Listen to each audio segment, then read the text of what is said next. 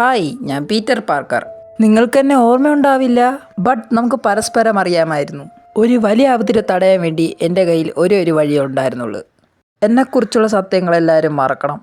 കാരണം ഞാൻ Peter Parker മാത്രമല്ല, ഐ ആം സ്പൈഡർമാൻ.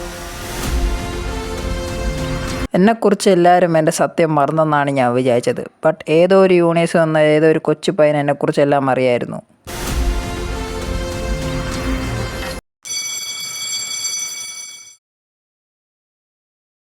ഓ, ഇതാര്? സ്പൈഡർമാൻ? എടാ പയ്യ, ഇത്തിരി മാറി നിൽക്ക്, നിനക്കെന്തേലും പറ്റും. എടാ സ്പൈഡർമാൻ, നീ 8 മണിക്കൂറത്തേക്ക് മാറി നിൽക്ക്, ഇതെല്ലാം ഞാൻ നോക്കിക്കോളാം. നിനക്ക് 3 കള്ളനെ പിടിക്കാൻ വേണ്ടി 8 മണിക്കൂർ. വാ സബാഷ്. ഡാ കൊച്ചു പയ്യ, സ്പൈഡർമാൻ പറയുന്നതായിട്ടല്ലോ, മാറിയിരിക്കണം അങ്ങോട്ട്. ഇത് മാത്രമല്ല എൻ്റെ പ്രശ്നം, ഇതിൻ്റെ ഇടയിൽ എൻ്റെ ബോഡിക്ക് എന്തൊക്കെയോ സംഭവിക്കുന്നു.